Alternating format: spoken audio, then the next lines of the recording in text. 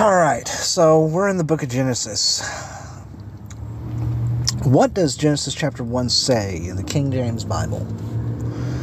Genesis chapter 1 in the King James Bible describes the creation of the world and all living creatures by God. It begins with the statement, "In the beginning, God created the heaven and the earth," and goes on to describe how God created light, separated the waters, created land, and how he made the sun, moon, and stars. The chapter also describes how God created plants and animals, and finally how he created human beings in his own image. The chapter ends with the declaration that everything God made was very good. So I say, can I see exact quotes of all the verses? And he says, certainly. Here's a list of all 31 verses in Genesis 1, the King James Version of the Bible. And he gives it to me, okay? But he gets down to number 25 and stops. And I tell him to continue and pick it up where he left off. And so he does, and he finishes. And so I ask, in verse 2 where it says, "And the earth was without form," and what is the word was? What is the word was? What is the definition according to Hebrew? As that is the original manuscript that it was written in. And what is the Hebrew word that is used for the word was? And he says in Genesis 1:2 of the King James Version of the Bible, the word was, in the English translation of the Hebrew word ha-yah. The word ha-yah is a verb from the root word hava, which means to be or to exist. In this context, ha-yah is translated as was in the past tense. In Genesis 1:2, the verse says, "And the earth was without form and void." The use of ha-yah in this verse expresses that the earth was in a state of being without form and void. And what about the phrase "without form and void" in the Hebrew? In the Hebrew text, the phrase "without form and void" is translated from the Hebrew words tohu wa bahu. Tohu is typically translated as without form, and bahu is translated as void. Together, the phrase tohu wa bahu describes a state of emptiness, confusion, and disorder. In this context, it suggests that the earth was initially a chaotic and unformed place before God began the process of creation. I say, give a list of all the things that God did for each day, starting with day 1. It says, certainly, here's a list of all the things God did in each 6 days of creation as described in Genesis 1 of the King James Version of the Bible. And he's not very accurate right here. He says, day 1, God created light and separated it from darkness. Well, first he created the heavens and the earth. And then day 2, God made the firmament to divide the waters from the waters. And then day 3, God gathered the waters below the waters below in one place, forming seas. God caused dry land to appear and named it earth. God created plants, including grass, herbs, and fruit trees. But that didn't happen. He didn't create the plants until the 5th day. But he's saying that happened on day 3. So he's very inaccurate. And day 4, blah, blah, blah. And see, he messes up. So, and then I ask, so I'm about to address it, but first I ask him what, and so, because he only went to the 6 days. And I ask, what did God do on the 7th day? And he's like, according to Genesis 2:2-3, the King James Version of the Bible, on the 7th day, God rested from all his work of creation. And it says, on the 7th day, God ended his work which he had made, and he rested on the 7th day from all his work which he had made. And God blessed the 7th day and sanctified it, because that in it he had rested from all his work which God created and made. And what does the word sanctify mean according to the Hebrew? The word sanctify is translated from the Hebrew word Kodesh. This word is derived from a root word meaning to set apart or to consecrate. In the context of Genesis 2:3, Kodesh means to set apart the seventh day as a special and holy day, dedicated to God and His rest. The act of sanctifying the seventh day emphasizes its importance and significance and marks it as different from the other days of the week. And on the first day, He also created the heavens and the earth. Did he not first do that before creating light and then separating the light from the darkness and then calling the light day and the darkness night? It says, yes, I'm correct. According to Genesis 1:1, God created the heavens and the earth in the beginning. In the beginning, God created the heavens and the earth. And then on the first day,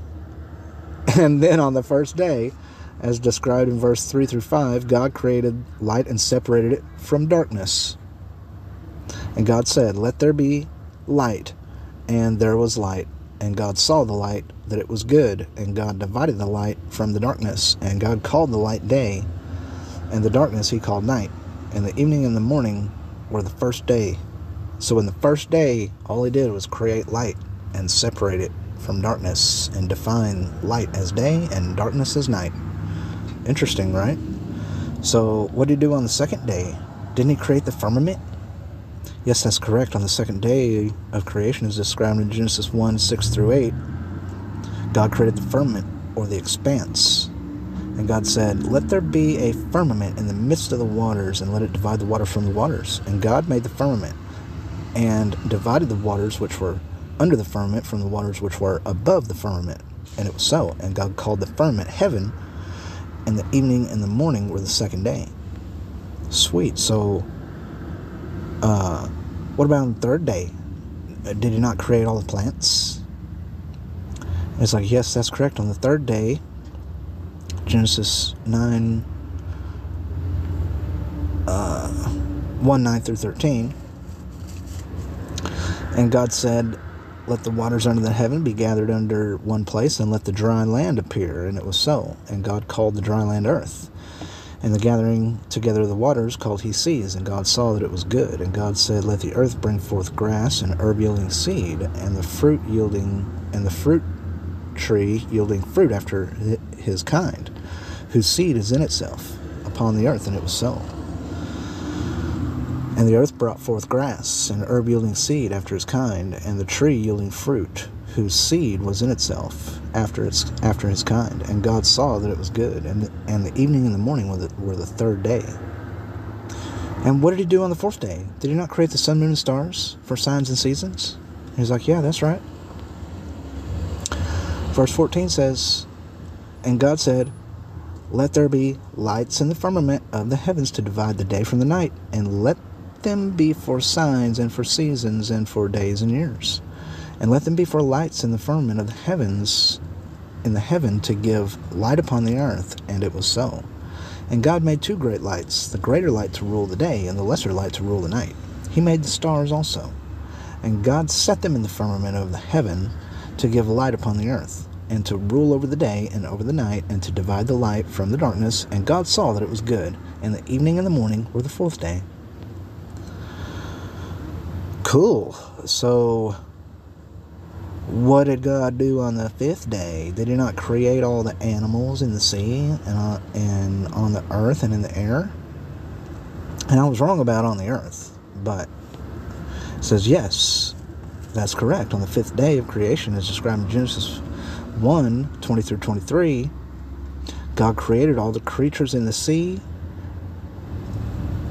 on the earth, and in the air. But that's not right, because that's not what it says. Because I already went back over this once. And God said, let the waters, notice, it says, God said, let the waters bring forth abundantly the moving creature that hath life. Okay, that's the waters. And fowl that may fly above the earth in the open firmament of heaven. Okay, that's all the birds. All right. And God created great whales and every living creature that moveth, which the waters brought forth abundantly. Okay, still talking about creatures of the water, and after their kind. And every winged fowl after his kind. And God saw that it was good, and God blessed them, saying, Be fruitful, multiply, and fill the waters in the seas, and let fowl multiply in the earth. And the evening and the morning were the fifth day. So on the fifth day he created everything that was all the creatures in the sea and all the birds that would inhabit the air. Interesting. But not the creatures of the earth. Interesting, right? And what did he do on the sixth day? On the sixth day of creation, as described in King James, God created all the animals on the earth and finally created man in his own image. 24, verse 24, and God said, Let the earth bring forth the living creature after his kind. See, the creatures from the earth. It talked about creatures of the sea and of the air. Now he's creating creatures of the earth. Let the earth bring forth the living creature after his kind, cattle and creeping thing, and beast of the earth after his kind. And it was so. And God made the beast of the earth after his kind, and cattle after their kind, and everything that creepeth upon the earth after his kind. And God saw that it was good. And God said, Let us make man in our image, after our likeness, and let them have dominion over the fish of the sea, and over the fowl of the air, and over the cattle, and over all the earth, and over every creeping thing that creepeth upon the earth. So God created man in his own image. In the image of God created he him, male and female created he them. And God blessed them, and said unto them, Be fruitful, and multiply, and replenish the earth, and subdue it, and have dominion over the fish of the sea, and over the fowl of the air, and over every living thing that moveth upon the earth. And God said, Behold, I have given you every herb bearing seed, which is upon the face of all the earth, and every tree, in the which is the fruit of a tree yielding seed. To you it shall be for meat, as in food, and to every beast of the earth, and to every fowl of the air, and to everything that creepeth upon the earth, wherein there is life, I have given every green herb for food. And it was so. And God saw everything that he had made, and behold, it was very good. And the evening and the morning were the sixth day. Pretty cool, right? So everything that he created in the earthly realm, he gave man dominion over it. Over all the animals, all the plants and animals. Man had dominion over all the earth. And God told him to be fruitful and multiply. Fill the earth.